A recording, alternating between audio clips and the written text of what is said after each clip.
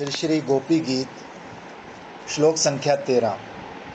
हे रमण, हे सर्व दुख हारिन, प्रणत जन को अभीष्ट प्रदान करने वाले ब्रह्मा द्वारा पूजित धरणी के भूषण स्वरूप ध्यान मात्र से विपद विनाशन और परमानंद में अपने ऐसे श्री चरण कमल हमारे वक्षस्थल पर अर्पित करो। श्री कृष्ण विरह कातर ब्रज सुंदरियों ने पिछले प्रहसितम प्रिय दिन परीक्षये इत्यादि पद्यों में अपनी प्रेम मुक्ति द्वारा अपने प्रति श्री कृष्ण के पूर्व राग का वर्णन किया है।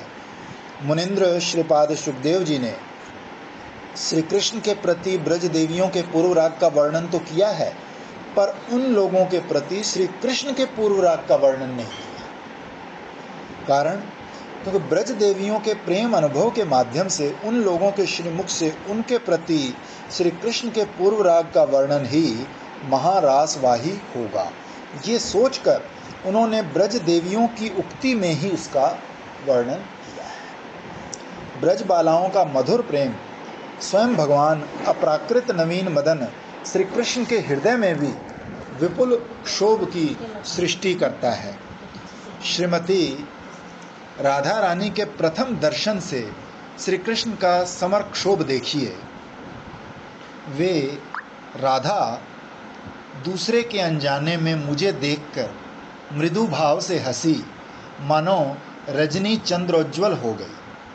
कुटिल कटाक्ष की छटा पड़ गई और आकाश में भंवरों का झुंड देखने में आया। उस सुंदरी के बार बार के कटाक्ष निक्षेप की छटा से ऐसे लगा जैसे आकाश भ्रमर पंक्ति से भर गया। वो किसकी सुंदरी है, उसे कौन जानता है।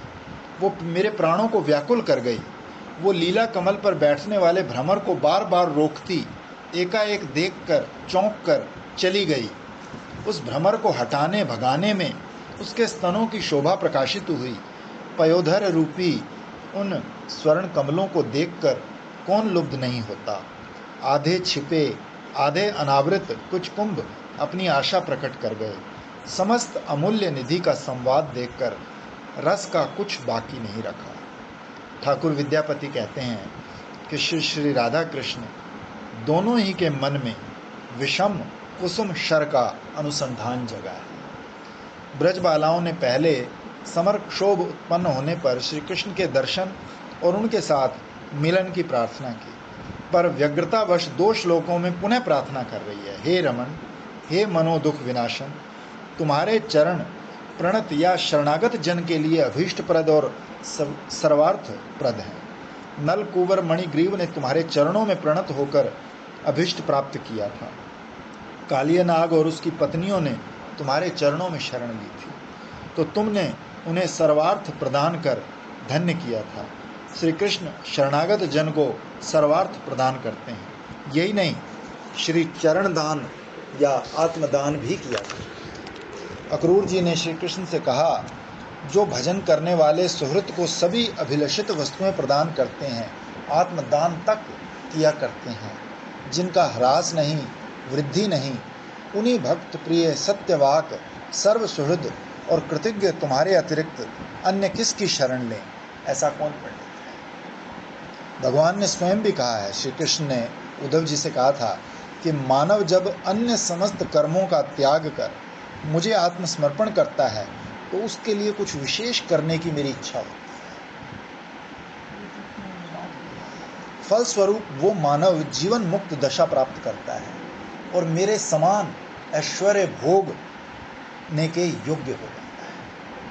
भोग सकते हैं वो, लेकिन वो जानबूझ के भिखारियों की तरह। सृष्टिकर्ता ब्रह्मा भी तुम्हारे जिन चरणों की प्रार्थना करते हैं। आपके पास कोई चीज आती है, जब तक खाली नहीं होती ना, आपका दिमाग वही रहता है कि ये कब कैसे खाली करें। सब दे दें, सब दे दें। क्या करेंगे, पूरी रहेगी, संग्रह करना। हाँ, वो एक पड़ी है साड़ी, वो भी निकाल कहते मेरे पास इतना कुछ हो गया, जो कोई आते हैं उसकी चद्दर भी निकाल रहते हैं और फिर दे के भूल भी जाते हैं। हाँ, देकर भूल भी जाते हैं। ये तो मैंने कहते हैं वो पड़ी थी, नहीं ये तो दे दी नहीं, थी। उसको अभी पिछले हफ्ते वो आती है ना नीता, उसको सूट दिया पता है मेरे को, जान है, मेरे सामने ही तो दिया था। दिया था ना। दीदी कहते इसको कुछ नहीं दिया मैंने अभी तक। मैंने कहा दीदी अभी तो सूट दिया था आपने। कहते इसको मैंने कभी कुछ नहीं दिया, इतना कुछ लाती है। मेरे कितने हैं। हे नाथ, मेरा इस जन्म में अथवा पशु पक्षी आदि किसी भी जन्म में वो महासौभाग्य उदित हो जिससे मैं जाकर आपके किसी एक सेवक के रूप में गिना जाकर आपके श्री पाद पल्लवों की सेवा का सौभाग्य पाकर धन्य हो सकूं।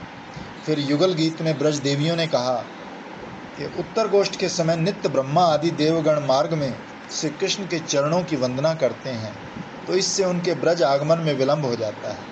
और चौथे पद्य में इन्हीं लोगों ने कहा कि हे सखे, ये लोग इतना कट्ठा करते हैं, मैं नहीं करती। प्रोग्राम की भी आदत है कट्ठा करके फ्रीजर भरना, मैं नहीं करती, जल्दी खत्म कर देती हूँ। ऐसे ब्रज में नहीं दीदी होती। आप भूल कैसे जाते हो ये बताओ, फिर देख के भूल कैसे जाते हो ये बताओ। मुझे मैंने दिया ऐसा याद ही नहीं होता ना, मेरे को ये कोई ख्याल आता है कि मैंने दिया। अरे उसको कोई लाया, जिसके लिए लाया उसको चला गया, मेरे को याद ही नहीं है। जिसको याद रहता है तो उस समय का मैंने दिया, जब मैं पढ़ा खत्म हो जाता है ना हाथ बात। हाँ जैसे दीदी आप बताते हो ना, वो कहते हैं लात मारी तो सही पर लगी नहीं, लगी नहीं। वो वाला काम हो जाता है। अगर याद रखना तो वही हो गया ना। याद रखना तो वही है, मैंने इसको ये दिया था। तो इसका मतलब अभी दिया ढंग से नहीं दिया। दीदी अब जैसे वो तो ठीक है याद रखना, तो स्वभाव है कि देखो कोई चीज़ याद रहती है उसमें हम भूले कैसे। ये चीज़ आपकी क्वालिटी बहुत बड़ी है, देखकर भी ना याद रहना।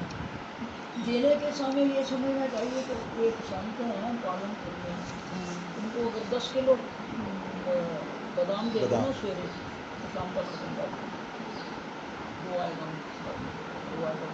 शाम को जो बचेगा कहेंगे जाओ सड़क पे स्वभाव हो जाता है। जब से हमने सब दिया ना, 100-125 साड़ी कुंडल ये और अपनी अस्थियाँ और प्लाट के कागज सब, जब संन्यास लिया, संन्यास का मतलब ये होता है सम्यक त्याग। तो एक ऐसी फीलिंग गुरु कृपा से आ जाती है कि हमारा कुछ नहीं। तो वैसे तो औरतों को तो नहीं, आदमियों को तो बिल्कुल नंगा करके ऊपर की तरह कहते जाओ, कपड़ा तक भी नहीं तुम्हारे। फिर थोड़ी कदम जाके वो जो संन्यास लेता है वो बुला लेता है कि अब लोक कल्याण के लिए ऐसे नहीं फिरना, ये नहीं ऐसे करते अभी नहीं चलो। इसलिए संन्यास में सम्यक त्याग की 3-4 क्रिया है। उसमें एक ये जो है ना, अगर वास्तव में आपको गुरु ने कृपा करके ये सब त्याग कराया तो याद नहीं है, तो क्या याद सब गुरु है। और तो उनकी कृपा है संसार चलाने में। बाकी तो भक्ति तो बाद में 15 साल बाद जाके 17 साल बाद गई, तो क्योंकि जमीन तो तैयार उन्होंने करी ना। हाँ जी बिल्कुल, संसार छूट गया तो फिर तो यही है सब। बीज तो आते ही कौन किसी को सबूत भी दे देता अपना बिना मांगे। नहीं तो क्या बुला के अंदर तक 3 पत्ते रखे हुए आता है, कहते ये मेरे को दे दे, कह दे शरण हूँ शरण हूँ शरण हूँ, कह दिया तो वहाँ पर लिख के रखे हुए काफ़ी में तो दे दो, इसका पाठ करना तो इसका क्या करना, कहते रोज पढ़ लिया करो। पहचानते हैं ना वो लोग, तो ये तो जब अश्विन कृपा होती है तो याद नहीं रहता। हे याद रहे तो कम करते हैं। हाँ करते हैं, मैं सही जैसे बात। वृंदा की बात में उनकी गति बहुत अच्छी हुई है, लेकिन जैसे हमारे बाबा जी को याद होता था कि मैं यहाँ कंबल देखता हूँ, मैं यहाँ ये देखता हूँ, तो ऊपर नित्यानंद को लेके गए तो वो उसको देखते थे, महाराज में तो वो मर गया हुआ था। हे देव, आपके श्री चरणों की जिस धूल कणका को स्पर्श करने की आशा से लक्ष्मी जी ने भी सब प्रकार की वासनाओं का परित्याग कर व्रत लेकर तपस्या की थी, आपकी उसी कमला वांछित श्री चरण धूलि को स्पर्श करने का अधिकार इस कालिये को किस पुण्य के फल स्वरूप प्राप्त हुआ, हमारी धारणा से तो परे है। कमला वांछित होने के कारण श्री कृष्ण चरणों का सर्व सौभाग्य निधित्व सूचित हुआ। वो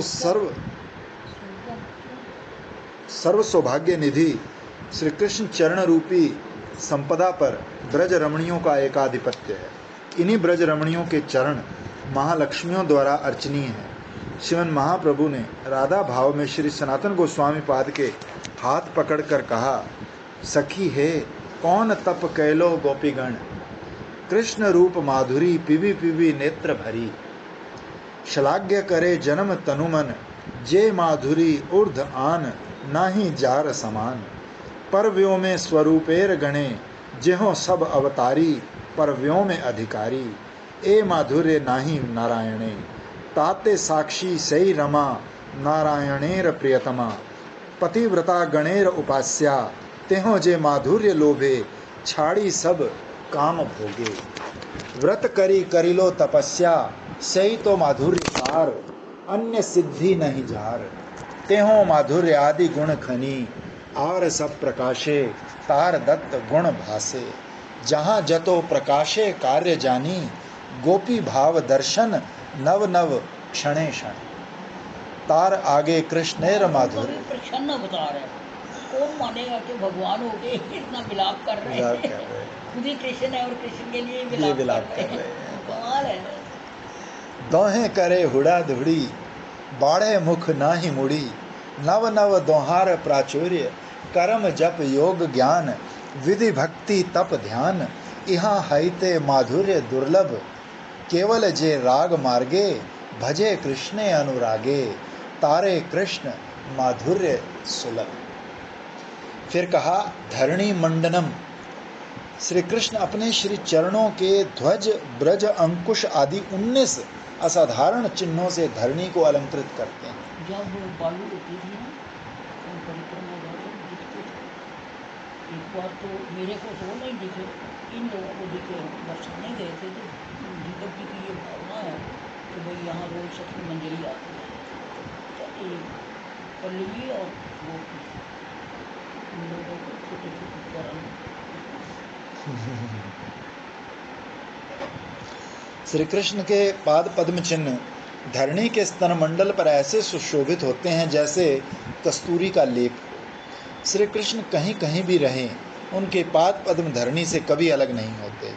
इससे लक्ष्मी जी की तुलना में धरणी के प्रति श्री कृष्ण की प्रीति की अधिकता व्यंजित हुई। इससे श्री चरणों की रसिकता और प्रियजन वश्यता भी सूचित हुई। तत्पश्चात कहा, ध्येयम आपदि, तुम्हारे श्री चरण आपद विपद में ध्येय हैं। ब्रजवासी उनके श्री चरण चिंतन के प्रभाव से ही इंद्र के आंधी तूफान और वर्षा से सुरक्षित रहे। इससे श्री चरणों का कृपालुता गुण सूचित हुआ। हे आधिहन, हमारी मन पीड़ा ने हमें अंतिम दशा में पहुंचा दिया है। तुरंत ही हमारे वक्ष पर अपने श्री चरण अर्पित नहीं किया तो तुम्हारी ये कीर्ति कि तुम दुख हरण करते हो, ये विलुप्त हो जाए। सभी कामनाओं की पूर्ति करने वाले बताकर स्वतः परम फल स्वरूप कहा कि हे रमण, हमारी विरह आदि व्यथाओं का नाश कर विचित्र क्रीड़ा आदि द्वारा हमारा सुख संपादन करो। अक्रूर जी के मनोरथ में भी व्यक्त हुआ है कि श्री कृष्ण के जिन श्री चरणों की अर्चना ब्रह्मा महेश्वर आदि भी करते हैं, स्वयं कमला देवी भी जिनकी सेवा करती है, मुनिगण और भक्त वृंद जिनका ध्यान करते हैं, जो श्री चरण अनुचर गण के साथ गोचारण के लिए वन वन भ्रमण करते हैं, इससे परम कृपालुता सूचित हुई। और जो गोपियों के कुछ कुमकुम से अंकित रहते हैं, इससे उनका प्रेम मात्र से सुलभ होना प्रकट हुआ। आज उन्हीं श्री चरणों को मैं नैनों से देख पाऊँ। प्रणत जनों को वांछित प्रदान करने वाले ब्रह्मा के वंदनीय धरणी के अलंकार और स्मरण मात्र से विपदा का नाश करने वाले अपने पाद पद्म हमारे कुचों पर अर्पित करो। ईशत स्वेद जल रूपी मधु द्रव से व्याप्त, नखचंद्र रूपी केशर से चमकते और चंचल अंगुली दल रूपी पंखुड़ियों से ललित तुम्हारे पाद पद्म हमारे स्तन रूपी पूर्ण घट पर शोभा पाते रहे। श्लोक संख्या 14। हे वीर, ये स्वर संयोजित वेणु जिसका सुंदर भाव से चुंबन करता रहता है, जो लोगों के इतर राग को भुला देता है, अपने उसी सुरत वर्धन शोक नाशन अधरामृत का हम लोगों में वितरण करो। श्री कृष्ण विरह पीड़ित ब्रज देवियों ने पिछले पद्य में अपने मदन ताप से संतप्त हृदय में श्री कृष्ण के परम सुशीतल श्री चरण कमलों को स्थापित करने की प्रार्थना की। इस श्लोक में वो अत्यंत विरह विहल दशा में प्रमत्त चित्त से श्री कृष्ण के अधरामृत की प्रार्थना कर रही हैं। श्री कृष्ण के उपेक्षा वचन सुनकर मर्माहत ब्रज देवियों ने श्री कृष्ण के प्रति प्रार्थना वाणी का प्रयोग करते समय श्री कृष्ण के जिस साक्षात अधरामृत की प्रार्थना की है, उसके व्याख्या प्रसंग में लिखा है कि परम धैर्य गांभीर्य शालिनी लज्जावती ब्रज बालाओं की धृष्टा नायिका की तरह साक्षात संभोग की प्रार्थना उन लोगों के लिए रस का विरोध न होकर रस का पोषक है।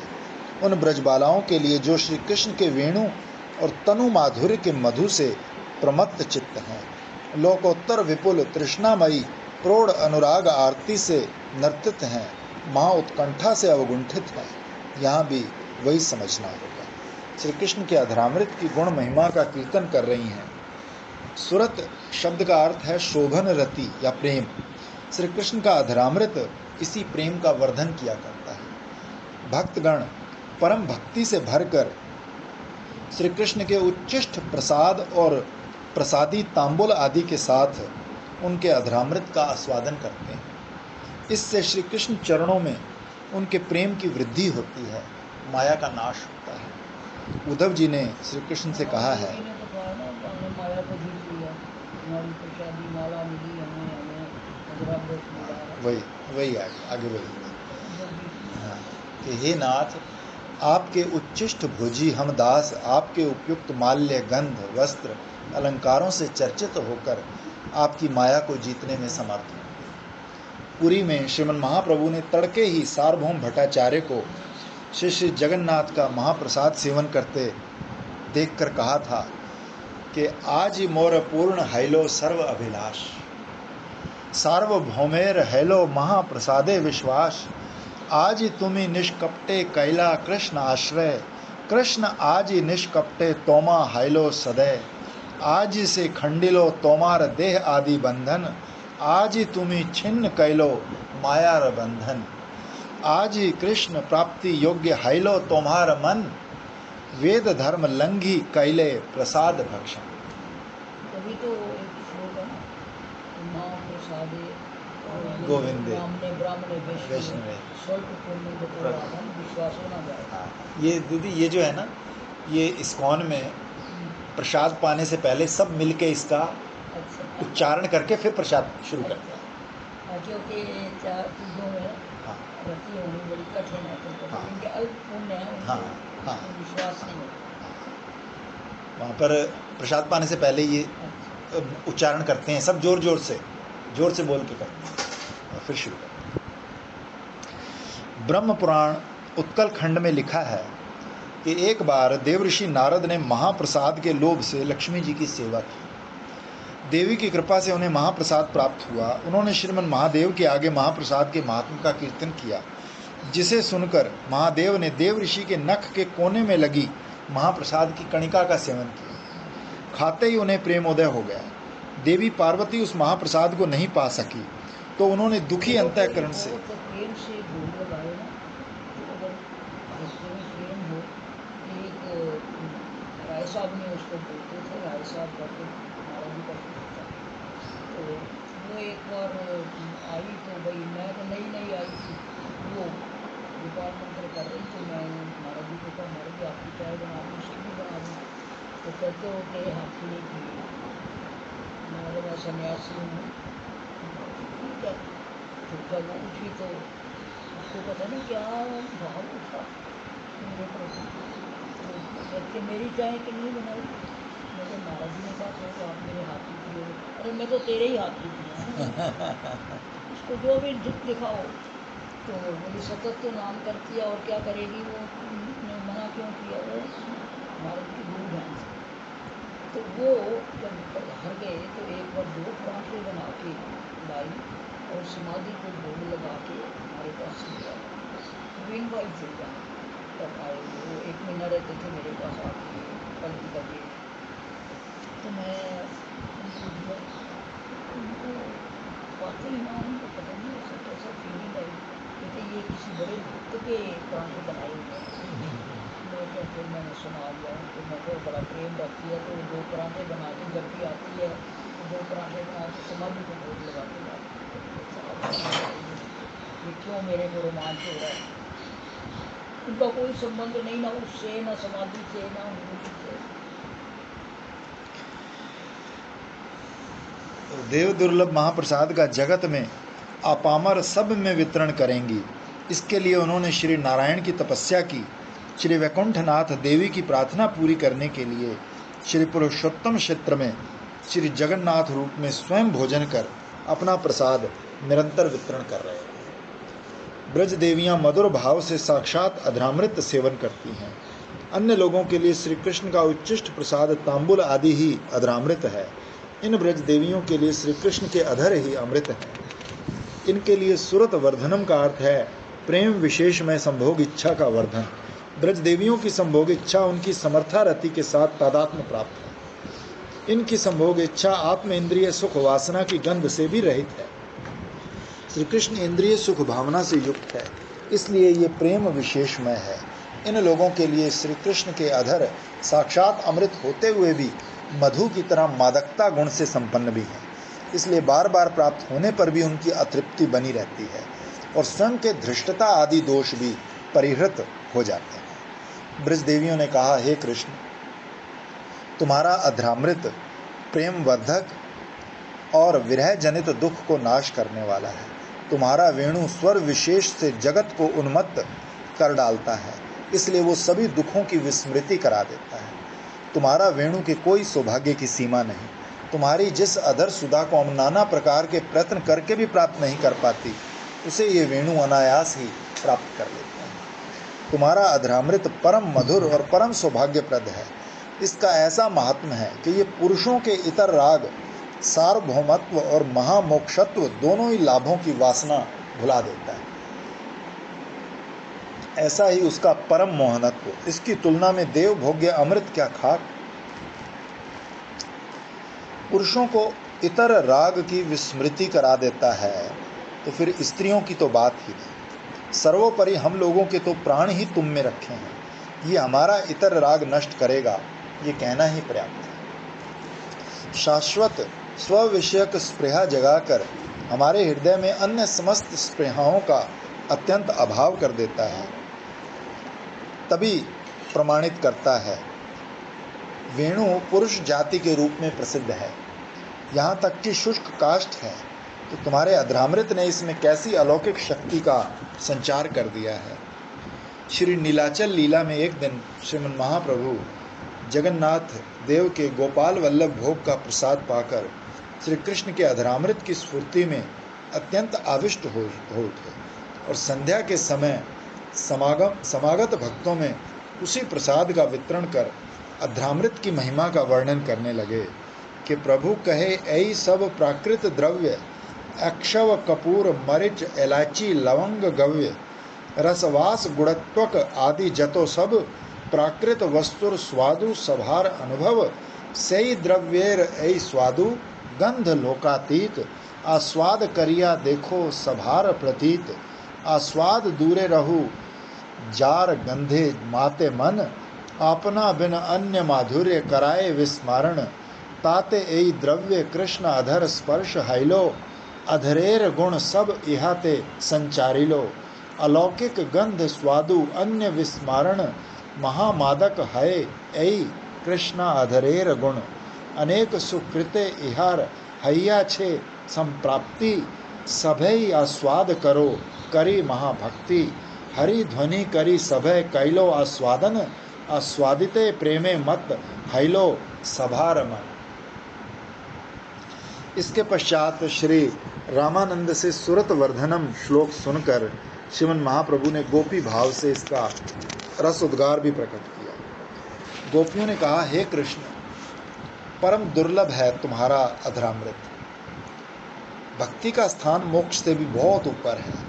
ऐसे भक्ति फल की प्राप्ति से भी वो श्रेष्ठ। यहाँ तक कि तुम्हारे साक्षात दर्शन की अपेक्षा भी उसका महात्मा अधिक है। तुम्हारी प्राण प्रेयसियों को छोड़ और किसी को भी लभ्य नहीं। हे दान सूर, हमें अधरामृत प्रदान करो, अथवा हे कंदर्प युद्धवीर, तुम्हें ऐसा वीर कहना ही सुसंगत।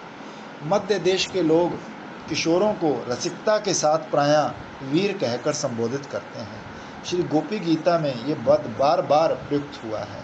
इसके पहले इसके बहुत प्रकार के अर्थ भी दिए गए हैं। स्थान भेद से अर्थ भेद समझना होगा। श्री विश्वनाथ चक्रवर्ती पाद को की व्याख्या का मर्म है। गोपियाँ कहती हैं कि हे धन्वंतरी प्रतिम भीषक शिरोमणि, कि धन्वंतरी के समान वैद्यवर, हम लोग काम रोग से मूर्छित हो गई हैं, हमें कुछ औषधि दो। सुना है तुम्हारे पास इस रोग की अच्छी औषधि है।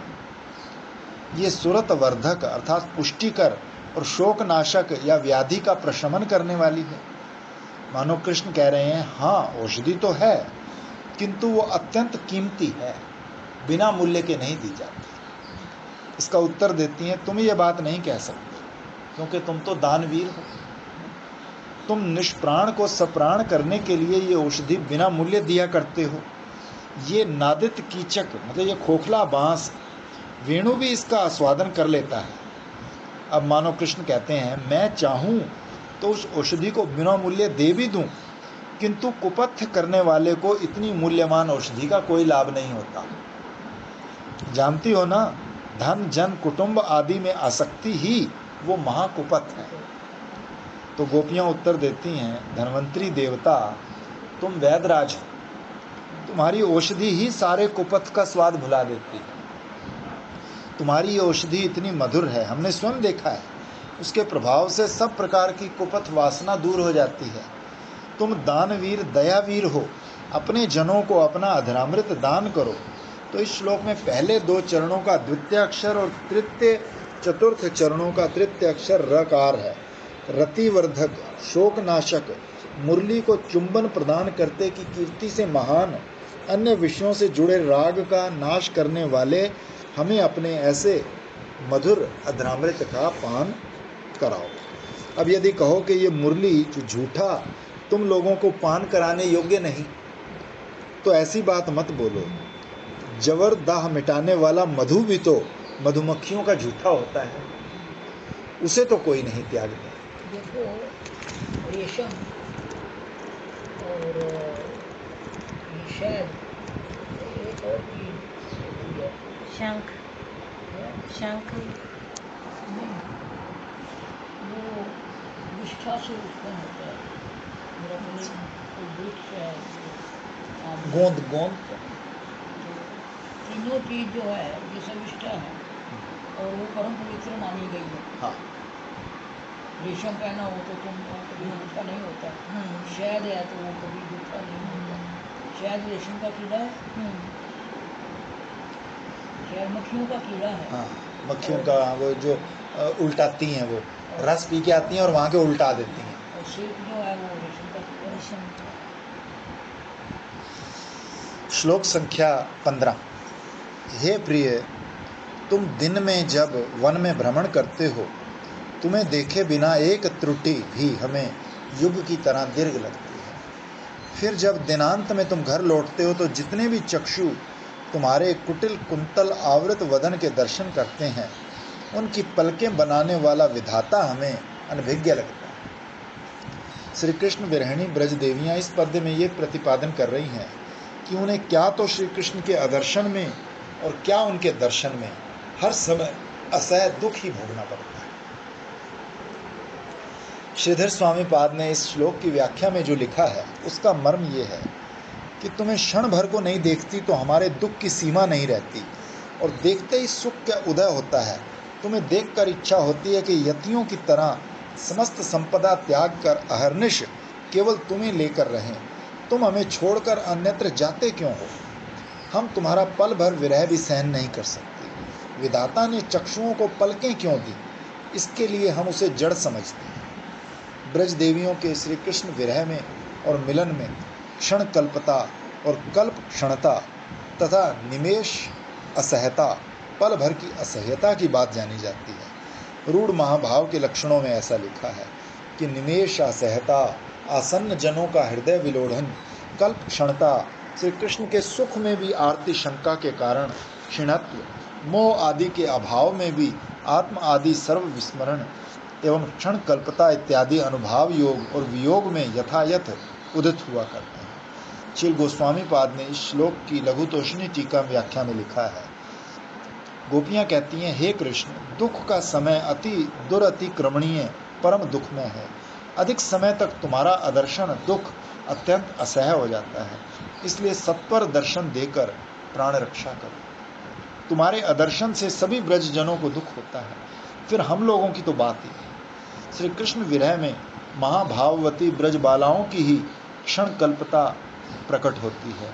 श्री कृष्ण ने उद्धव जी से कहा है कि हे उद्धव, पहले वृंदावन में मुझ प्राण प्रीतम के साथ अवस्थान के समय गोपियों ने जो रात्रियां ब्रह्मरात्रि क्षणार्ध की तरह बिताई थी, अब वही रात्रियां मेरे बिना उन्हें कल्प के समान लगती। ब्रज देवियां कहती हैं, हे प्रिय, दिन में जब तुम वृंदावन में विचरण करते हो तो तुम्हें देखे बिना एक त्रुटि हमें युग जैसी लगती।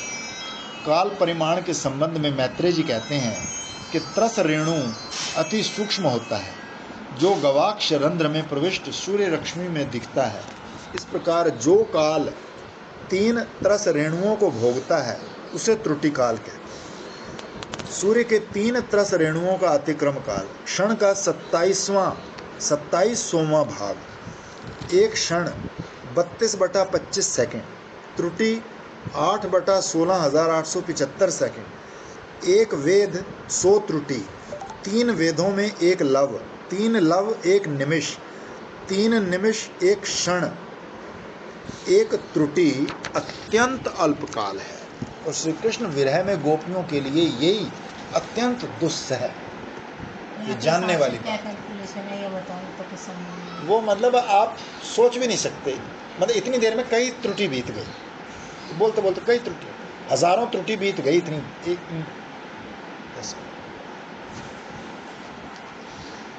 इस के समान जो एक क्षण मतलब हजारों त्रुटि होती हैं, वो उनको कल्प के समान लग रहा है। तो इस पद्य में श्री कृष्ण के कानन भ्रमण की जो बात लिखी है उससे यही कहा गया है कि वो अरसिक है। काननम, जहाँ कुत्सित पशु पक्षी मृग आदि के मुख आदि विद्यमान है वही कानन है। वहाँ हमारे जैसे सुंदर मुख तो है नहीं, तो इसलिए तुम वहाँ सारा दिन व्यर्थ भ्रमण क्यों करते रहते। इसका ऐसा अर्थ भी हो सकता है कि वृंदावन के स्थावर जंगम सभी का चेतनत्व प्रेम रस अन्वितत्व होने से तुम सभी के जीवन हो। स्थावर जड़ीभूत होते हुए भी तुम्हें देखकर उसमें मुकुल पुलक पुष्प विकास प्रहास मधु आनंद अश्रु प्रवाह आदि होता है। तो इससे लगता है कि तुम्हारा मुख देखकर वृंदावन के स्थावर तक सब सचेतन और प्रेम रस भरे हो जाते हैं। तुम जैसे ही सुख हमें सुख पहुंचाते हो, वैसे ही वन के तरु लता आदि को भी सुखी करते हो, इसलिए तुम्हारा वन भ्रमण वृथा नहीं है।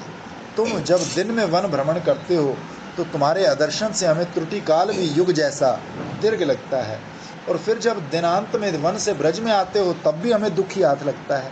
कारण कि जब हम कुटिल कुंटलावृत तुम्हारा श्रीमुख देख पाती हैं तो हमें पलक निर्माता विधाता अनभिज्ञ लगता है। विधाता ने देवताओं की आंखों को तो पलकें नहीं दी। जो इंद्र निखिल मिथ्या वस्तुएं देखते हैं उन्हें तो निमेष रहित सहस्त्र चक्षु दे दिए। इधर हम लोग सौंदर्य माधुर्य में अखिल रसामृत मूर्ति श्री गोविंद का वदन देखेंगी तो हमें उसने कोटि नेत्र ना देकर मात्र 2 नेत्र दिए, और उनमें भी पलकों का आच्छादन देकर अनंत मधुर गोविंद वदन के दर्शन में विघ्न डाल दिया। आहा, विधाता की ये कैसी ना समझ। यथार्थ तो ये है कि कोटि कोटि निष्पलक नैनों के होने से ही कृष्ण माधुर्य का आस्वादन संभव होगा, ऐसा नहीं है। तो इन्हीं नैनों में भाव हुए तो उसे पृथ्वी ने कहा ना मुझे कान दे दो, सब जगह कान लगा दो, कथा भगवान ने कहा तुम बहुत करूप हो जाओगे, मैं 2 कानों में इतनी शक्ति दे देता हूँ कि तुम कथा सुनते। जब तक अनुराग आकर नैनों को सुरंजित नहीं करता, तब तक कृष्ण माधुरी का आस्वादन नहीं हो सकता। जिसका जैसा प्रेम, उसी के अनुरूप श्री कृष्ण का माधुर्य आस्वादन होता है। ब्रज गोपियों के नैनों में है प्रेम का परम सार महाभाव, इसलिए उनके नैनों में ही श्री कृष्ण माधुर्य के आस्वादन की चरमता है। पर आंखों में पलकों की सृष्टि करने वाले विधाता के प्रति उनका जो आक्षेप है, वो उनके कृष्ण माधुर्य आस्वादन की केवल अतृप्ति की परिणति ही है। अन्यथा वो दो नैनों से श्री कृष्ण माधुरी का जो आस्वादन करती हैं, वो प्रेमहीन जीवन में कोटि कोटि नेत्रों से कोटि कल्पों में भी संभव नहीं। महाभाववती गोपियों की देह उनके चक्षु आदि विधाता की सृष्ट वस्तु नहीं है। ये पद्य श्री चैतन्य चरितामृत में 2 स्थानों पर उद्धृत हुआ। एक आदि लीला के 4th परिच्छेद में, इसके भावाश्रय में श्री कविराज गोस्वामी पाद ने लिखा है कि श्री कृष्ण माधुर्येर एक स्वाभाविक बल, कृष्ण आदि नर नारी करे चंचल, श्रवणे दर्शने आकर्षय सर्वमन, आपना आस्वादिते कृष्ण करे जतन, ए माधुर्यामृत सदा जय पान करे, कृष्ण शांति नहे कृतृष्णा बाणे निरंतरे, अतृप्त हैया करे विधिरे निंदन, अविदग्ध विधि भालो न जाने सृजन, कोटि नेत्र नाही दिलो सबे दिलो दुई, ताहते निमेश कृष्ण की देखो बे मोई। कुरुक्षेत्र में सूर्य ग्रहण के अवसर पर श्री कृष्ण के दर्शन से ब्रजांगनाओं की जो अवस्था हुई थी, उसका वर्णन है। बहुत दिनों बाद अपने प्राण बंधु को निकट पाकर वो उनकी असम और दो माधुरी का नैनों से आस्वादन कर रही थी, तब उन्होंने उन पलकों को भी दर्शन में महाविघ्न समझा था, इसलिए पलक सृष्टा विधाता की निंदा की थी। इस श्लोक की व्याख्या में श्रीधर स्वामी कहते हैं कि ब्रजांगनाओं ने श्री कृष्ण दर्शन के समय दर्शन में बाधक बनी पलकों के सृष्टिकर्ता विधाता को अभिशाप दिया। इससे यही प्रमाणित होता है कि श्री कृष्ण ही उनके परम अभिष्ट हैं। ब्रजांगनाओं ने नयन द्वार से हृदय में प्रविष्ट हुए श्री कृष्ण को आलिंगन कर तद्भाव तन्मयता प्राप्त की थी। ये अवस्था नित्य युक्त आरूढ़ योगियों को भी दुर्लभ है। जैसे आरूढ़ योगी परमात्मा स्वरूप में प्रविष्ट और अप्रविष्ट दोनों ही रूपों में अवस्थान करते हैं, वैसे ब्रजांगनाएं भी श्री कृष्ण में प्रविष्ट अप्रविष्ट दोनों ही प्रकार से विद्यमान थी।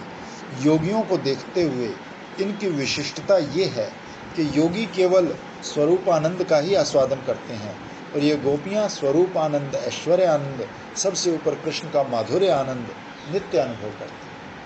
श्रीमज्जीव गोस्वामी पाद ने श्लोक की तोषणी टीका में जो लिखा है, उसका तात्पर्य है कि ब्रजांगनाओं के हृदय में देहिक आदि किसी भी विषय की स्मृति नहीं थी, एकमात्र श्री कृष्ण की स्फूर्ति थी। ब्रज देवियों को तो श्री कृष्ण को निरंतर हृदय में धारण किए रहती हैं, किंतु इस मिलन काल में वो उन्हें नैनों से आलिंगन कर श्री कृष्णत्व परमानंद घनत्व को प्राप्त हो गई। ये नित्य मिलित रुक्मिणी आदि महिषियों के लिए भी अतिशय दुर्लभ है। वैष्णव कवि का निमेष असहता पर आधारित एक गीत भी है।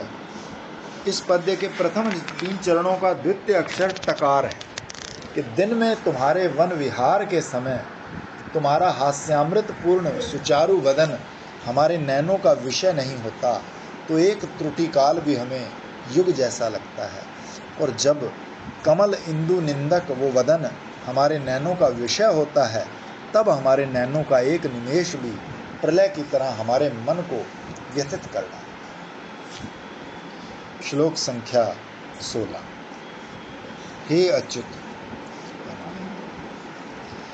हे वंचनाशील, थोड़ा मिक्स, तुम हमारे आने का कारण अच्छी तरह जानते हो।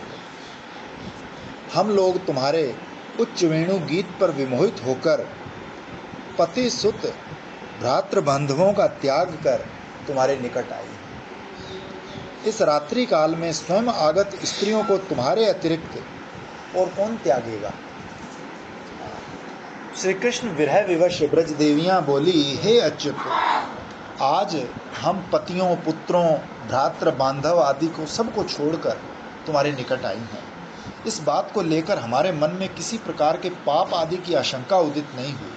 कारण क्योंकि हम तो अच्युत के निकट आए, जिसके निकट आकर किसी प्रकार के सदाचार आदि से विच्युत नहीं होना पड़ता, वही अच्युत है। तुम्हारा एक विशेष गुण है, प्रपन्न जन रंजन।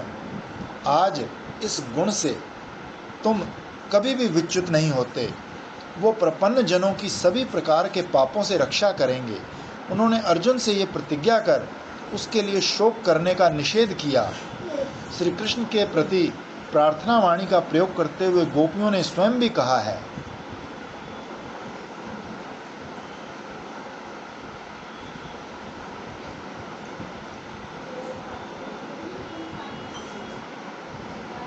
हे कमल लोचन, तुम सभी के परम बांधव, आत्मा और नित्य प्रिय हो, इसलिए सभी विवेक कुशल व्यक्ति तुमसे ही प्रीति करते हैं। पति पुत्र आदि सभी नाना प्रकार के दुख देने वाले हैं, इसलिए उनसे संबंध बनाए रखने की कोई आवश्यकता नहीं। तभी कहते हैं, हे वरदेश्वर, हमारे प्रति प्रसन्न हो।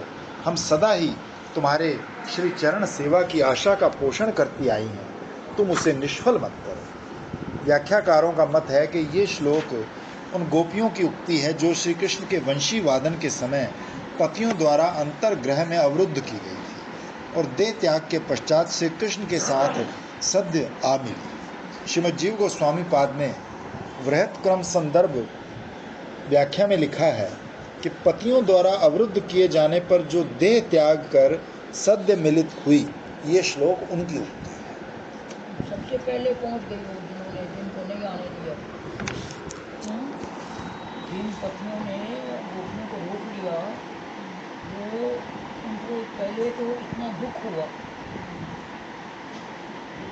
कि उन्होंने देह त्याग करके फिर इतना सुख हुआ कि वो सबसे पहले रास हो गया। जो वेणु वादन के समय पतियों द्वारा अंतर्ग्रह में अवरुद्ध हो गई थी, उन्होंने ईर्ष्या के साथ ये श्लोक बोला है। श्री कवि कर्णपुर भी कहते हैं कि जिन्होंने पतियों द्वारा निरुद्ध होने पर मूर्छा काल में गुणमय देहों का परित्याग कर श्री कृष्णांग संग के योग्य देहें प्राप्त की थी, उन्हीं ने अभिमान के साथ आक्रोश पूर्वक ये श्लोक कहा है। श्री कृष्ण के वंशी वादन के समय कुछ गोपियों को उनके पतियों ने घरों में अवरुद्ध कर रखा। वो किसी भी प्रकार बाहर ना निकल पाई, तो वो उत्कंठित चित्त हो आंखें बंद कर कृष्ण का ध्यान करने लगी। तो उनका जो गुणमय देह था ना, वो खत्म हो गया, और जो दिव्य देह था, जो स्वरूप था उनका, वो वहाँ पहुँच गया। यानी न जाने का इतना दुख हुआ कि ये गुणमय शरीर खत्म हो गया, और फिर वो स्वरूप देख के इतना आनंद हुआ कि वो वहाँ पहुँच गया। श्री गोस्वामी पदगण के सिद्धांत से पता चलता है कि श्री कृष्ण प्रेयसी गोप रमणियाँ नित्य सिद्धा और साधन सिद्धा भेद से दो प्रकार की। श्रीमती राधा रानी और उनकी ललिता आदि सखियाँ, इधर श्री चंद्रावली और उनकी पद्मा आदि सखियाँ सब नित्य सिद्ध हैं।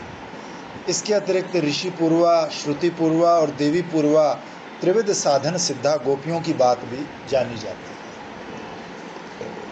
श्री कृष्ण प्रेयसी गोपियाँ चार प्रकार की हैं, श्रुति, ऋषि, देवकन्या और गोपकन्या। इनमें कोई भी 19 श्लोक है, एक रूप का इनमें कोई भी सामान्य रमणी मात्र नहीं है। ऋषि 4 गोपियों के भेद बताया, जो बाकी है जनकपुर की, मथुरा की, और जो पूरा काकर है, वो सब 19 रूप है। ऋषि पूर्वा गोपियाँ दंडकारण्य में गोपाल उपासक थी। इन ऋषियों ने ही श्री रामचंद्र की कृपा से राग भक्ति साधन से सिद्धि प्राप्त कर गोकुल में गोपी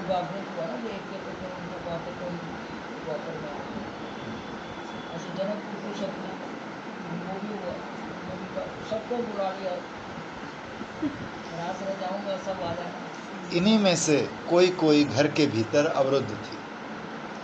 इनके विषय में श्रीमद् जीव गोस्वामी पाद ने लिखा है कि जिन गोपियों ने साधन द्वारा गोकुल में जन्म ग्रहण किया है, जिनका भाव सिद्ध है, अथवा जिनकी कृष्ण सेवा अधिकार पाने की बलवती लालसा है, पर देह कृष्ण प्राप्ति के योग्य नहीं है। वही सिद्ध भावा अथवा असिद्ध देहा गोपियाँ अपने पतियों की सेवा के लिए घरों में अवस्थान कर रही थी, और जब श्री कृष्ण का वंशीनाद उनके श्रुति गोचर हुआ तो उन्होंने कृष्ण सेवा के लिए पति सेवा त्याग कर कृष्ण के निकट जाने की सोची। तो जाने की चेष्टा की तो पतियों द्वारा घरों में अवरुद्ध कर दी गई। इसमें जैसे बताया गया कि वो भाव से तो सिद्ध थी पर शरीर से सिद्ध नहीं थी, मतलब वो कैसे समझेंगे? तभी वो घर में रह गई थी। उनको अवरुद्ध कर लिया ना, क्योंकि उनकी देह अभी सिद्ध नहीं थी। हाँ जी, भाव सिद्ध था। हाँ सिद्ध। तो उन्होंने इसीलिए वो अवरुद्ध कर लिया। तो वो जो उनका भाव सिद्ध था तो उस भाव से वो करना पड़ा।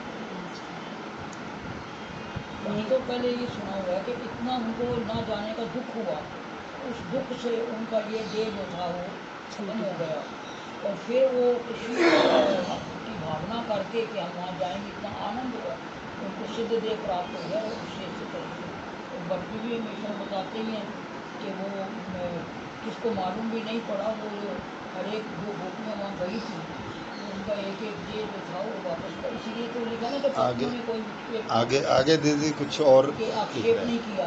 तो उनके पास ही थी वो, तो उनके देह तो सिद्ध नहीं थे ना, देह उनके पास ही रही, भाव से वो पास ही नहीं। कहते हैं हम सेवा करते हैं, हमारी देह तो यही होती है, लेकिन हमारी भाव में देह है जो हमारी मंदिर स्वीकार वो तो वहाँ है। ये स्कूल देह तो यही रही उनकी, इसलिए पत्नियों ने आक्षेप नहीं किया, उनको पता ही नहीं लगा कि चली गई। और ये दोनों तरह का मेल नहीं होता, ये गोपियों का और वो जो भाव ये लेके वहाँ गई इनका मेल नहीं होता।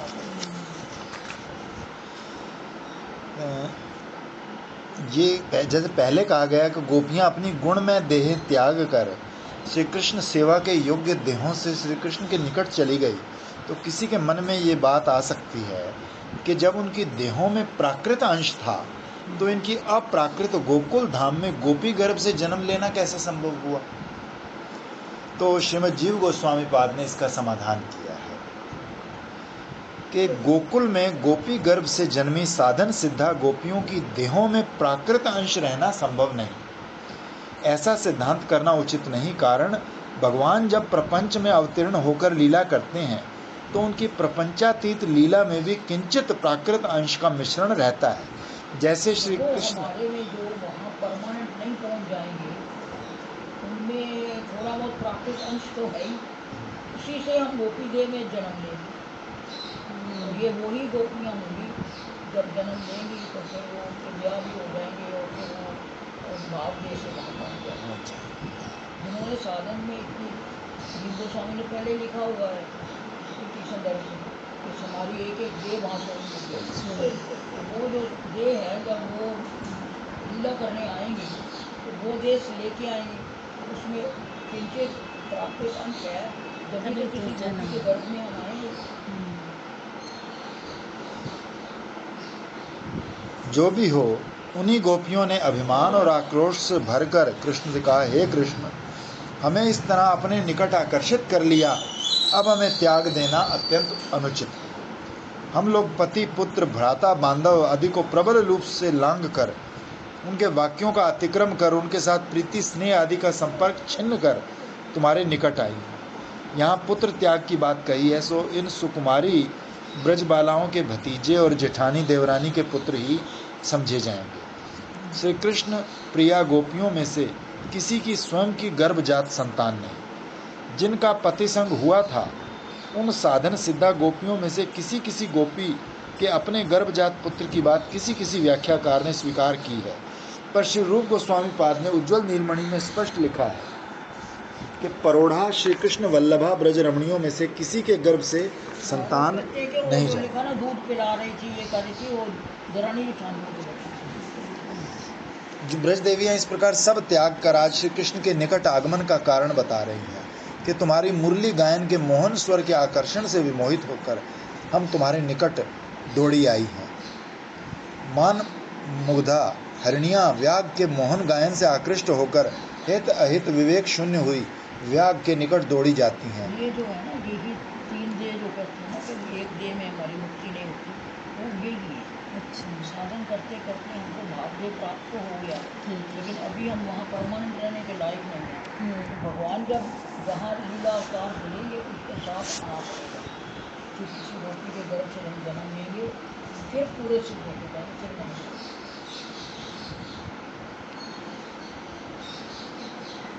अरी मुरली के उत्तम बांस में तुम्हारा जन्म हुआ है, पुरुषोत्तम के हाथ में तुम्हारी अवस्थिति, और जाति से भी तुम सरला हो। पर अहो, गोपांगनाओं के महामोहन मंत्र की विषम दीक्षा तुमने किस गुरु से ली? गोपियां आगे कहती हैं, तुम अपना स्वयं का स्वभाव और हम लोगों का स्वभाव अच्छी तरह जानते हो।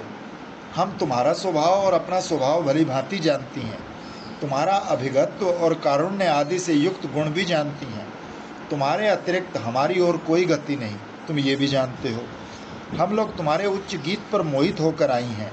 ऐसा है तुम्हारा उद्गीत महात्मा, परम माधुर्य रस स्नेहेश्वर चौष्ठव, फलस्वरूप श्रुति मनोहरत्व और परम आह्लादकत्व। यदि कहो कि मैं तो स्वभाववश वंशी बजाता हूँ, मुझे क्या पता था कि तुम आओगी, तो हमारा उत्तर है, तुम गतिविद हो, तुम जानते नहीं। तुम्हारी वंशी ध्वनि सुनकर हम लोग घर से आए हैं। यहाँ आकर ऐसी गति हो गई। कि जिसको बुलाना था उसका वो नाम ले लेके फूका। किसी को बोला एक कथा वार्ता बोलते हैं, किसी को कहूँगी आज आपका निमंत्रण है, वो आए तो पूछो कि आप कैसे आए। ये वैसी बात वही है। तो पहले तो नाम ले लेके बुलाया, और अब कहते हैं कि भी कैसी आए, हमको बस देखने आई हो, देख लिया, जाओ वापस। तुम गतिवित भी हो, हमारे हृदय की गति जानते हो, प्रेम विरह विवलित दशा भी जानते हो। लोक कुल वेद मर्यादा पिता भ्राता बंधुगण त्याग कर असहिष्णु होकर हम तुम्हारे रमण के लिए वन में आएंगी, तुम सब जानते हो। इस रात्रि काल में समागत भीत अबला सरला गोप बालाओं को त्यागना तुम्हारे लिए अनुचित है। हे केतव, भला रात्रि के समय स्वयं आई स्त्रियों को कोई कभी त्यागता है? कोई धूर्त भी इस अवस्था में योषित गण को नहीं त्याग सकता। इसलिए तुम केवल धूर्त नहीं, अकृतज्ञ भी हो। केवल अकृतज्ञ की नहीं, रात के समय श्रेष्ठ गीत द्वारा मोहित कर रमण इच्छा की पूर्ति के लिए निर्जन में अबला सरला भीरू ब्रज बालाओं को निकट आह्वान कर अब त्याग रहे हो। ये तुम्हारी भयानक धूर्तता है। हे शठ, हम पति पुत्र सुहृत सहोदरों को तृणवत त्याग कर तुम्हारे निकट आई हैं। हा कष्ट, एक तो वन, ऊपर से रात्रि काल, हमें कैसे त्याग?